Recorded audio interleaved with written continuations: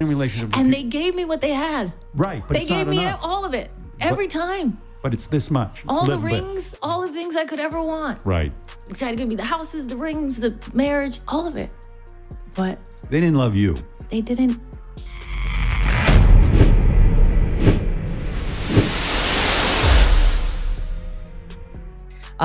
What more can a girl do? I guess it's back to my ass. I'm sorry, I have zero respect for this person, and I see what she's doing with the tabloid press.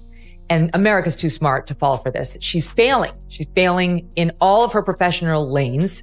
The only way she's not failing is she's got a huge social media following. So she's reinventing herself as a Kardashian. Jennifer Lopez has been all over the headlines this week after that emotional interview where she claimed she'd never been truly loved.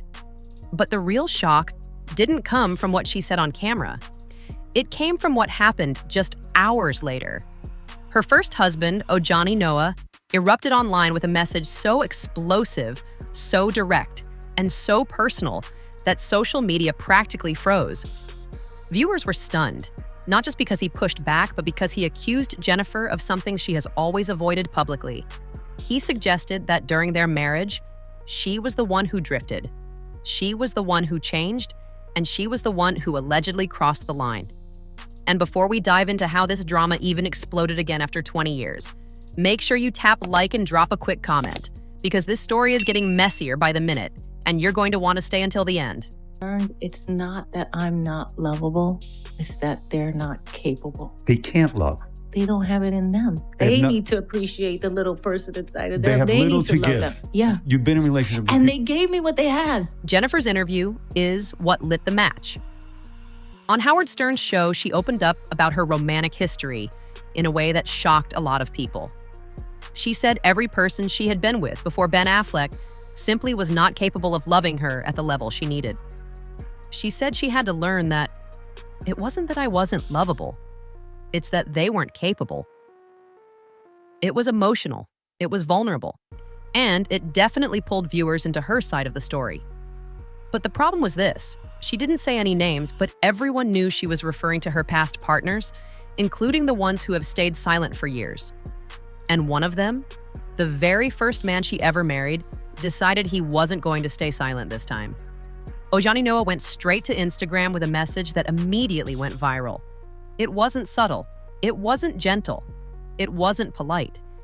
He said, in his own words, that she needed to stop playing the victim card. He said she needed to stop putting people down when telling her side of the story. He said she knew exactly how much he loved her and how much he sacrificed for her. That message alone would have been enough to spark a storm of comments.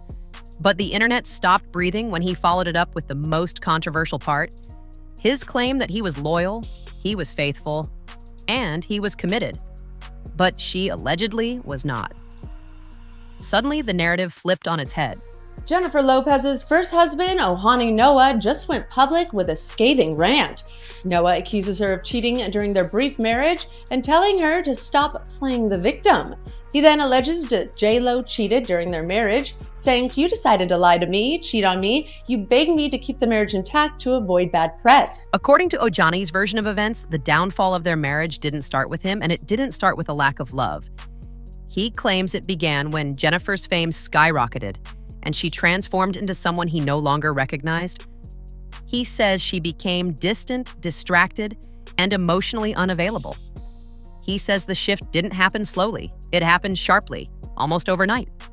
And while he never outright stated details, the implication in his tone, his words, and his frustration suggested something deeper, something that made fans wonder if he was hinting that Jennifer might have had eyes on someone else during that period.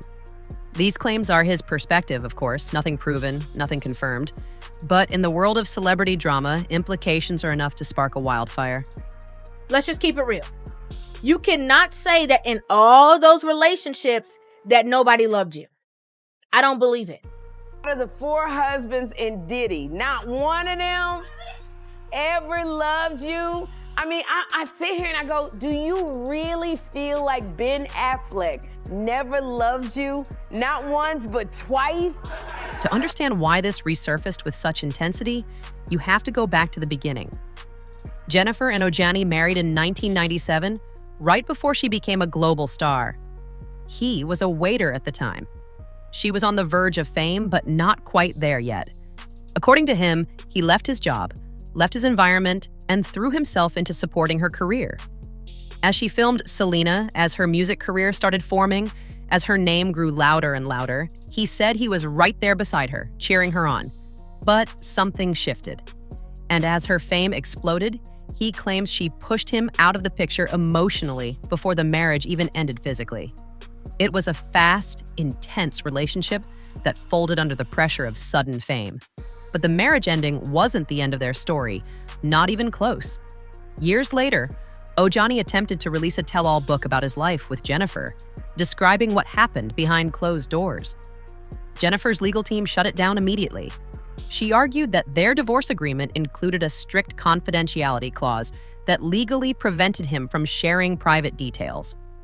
He fought it, but the court sided with Jennifer, so he tried again, this time with private home footage, clips of their life as a young married couple. Again, Jennifer's team stepped in. Another legal battle, another shutdown. A permanent injunction was eventually placed that banned him from releasing any of those tapes or using that footage to create a documentary. And this only added more layers of bitterness between them. Bitterness that never truly faded. She was just fine with him, marrying him. And now that it's going south, he must be destroyed. We're seeing all the articles leaked about how he's mean, he's sourpussed. She's done all she can, Maureen, but he's just too unhappy and unlikable to save. She's really got to move on now. So when Jennifer went on national radio and said she had never been truly loved until now to the man who wasn't allowed to share his story for 2 decades, it hit a nerve. Social media lit up instantly. Some people defended Jennifer, saying she was simply speaking her truth, her emotional experience. Others said she was erasing an entire marriage to push a cleaner narrative. But the loudest reaction came from people who said she had gone too far by letting every ex be grouped into the category of not capable of loving her. And in that moment, Ojani saw an opening to reclaim his side of the story, and he took it with force. After calling her out for revising history, he went deeper. He said he was always honest. He said he never cheated. He said he was faithful, loyal, and committed from day one. And then he added the line that set social media on fire. I was there for her when she had nothing. And this is where the speculation exploded. Viewers began stitching clips, comparing timelines, reviewing old articles, trying to piece together whether he was hinting that she, not him, was the one who changed the rules of the relationship. Was he implying she emotionally stepped away? Was he implying she crossed a line as fame came calling? His words were vague, but the internet doesn't need details to run. Methinks there's a little confusion going on. And I say, this is Auntie Sherry talking. Well, wait a minute, hold on. It is not Auntie. We practically the same age. This is sister. This is Sister Sherry. And Jennifer, I feel like you've never been loved by these men because you don't take enough time between relationships to love yourself. Fans also pointed out that this was not the first time Ojani suggested fame was the third person in their marriage. He has said before that Jennifer's rise was so fast that it created distance neither of them knew how to handle. But now, with this new interview from Jennifer framing her past lovers as lacking emotional capacity, his frustration sounded sharper, more personal, almost like he had been waiting years to finally respond. And that's when the comments section turned into a battleground. Some users said Ojani was bitter, jealous, and trying to stay relevant. Others said Jennifer was rewriting history to protect her brand. Some said both were telling only half the truth. And the conversation quickly shifted to a bigger pattern. Jennifer's long history of highly public relationships and the fast transitions between them. People started revisiting her timeline. Diddy, Chris Judd, Ben Affleck, Mark Anthony, Alex Rodriguez, and then back to Ben. Not to shame her, but to point out how her romantic history has always been part of her public story. And after her emotional comments about not being fully loved, the timeline took on a different appearance to critics. And you believe that every single person that you've ever been in a relationship with did not love you, and you accepted engagement rings, you stayed in relationships, you had children with, and all the above? That sound like a you problem. What makes this story even more dramatic is how different Jennifer and Ojani's lives are today. She is still a global superstar with every move covered by the paparazzi. He lives a quieter, more private life, but his new comments pulled him directly back into the spotlight. And because he was her first husband, fans feel his side of the story adds a raw, authentic layer that later partners couldn't provide.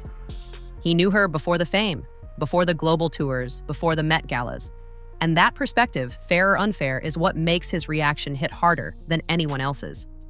For Jennifer, this couldn't have come at a worse time. She's trying to reframe her image as someone who has finally found real love and real emotional intimacy.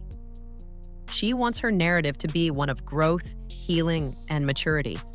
But with her first husband publicly pushing back, accusing her of rewriting the past and implying she was the one who wasn't loyal, this complicates her public story in a big way. Still, even with all the noise, Jennifer hasn't responded. And that silence is adding even more fuel to the speculation. Some people believe she's ignoring him because responding would validate his claims. Others believe she simply doesn't care and has moved on. But the most interesting take came from fans who said her silence is part of a bigger PR strategy. Let exes talk, don't respond, keep the brand clean. So here's where we are now. Jennifer Lopez says she has never been truly loved until now. Ojani Noa says that's not true and that he loved her deeply, faithfully, and without hesitation. Jennifer says past partners weren't capable. Ojani says she's rewriting their history. She says she was unloved. He says she was the one who changed. And somewhere in the middle, the truth is hiding, covered in 2 decades of fame, emotion, resentment, and unresolved memories. Whether Ojani is revealing something real or reacting from old wounds is up for debate. Whether Jennifer is speaking her emotional truth or shaping the narrative to support her current relationship is also unclear. What is clear is this: their story is far from over. And every time Jennifer opens up about love, marriage, or heartbreak, Ojani's name rises again from the past, demanding to be heard. If you're still watching, make sure you hit like, drop a comment, and subscribe so you don't miss the next update. And tell me, do you think Ojani exposed something real, or is this just old heartbreak resurfacing at the worst possible time? Let me know below.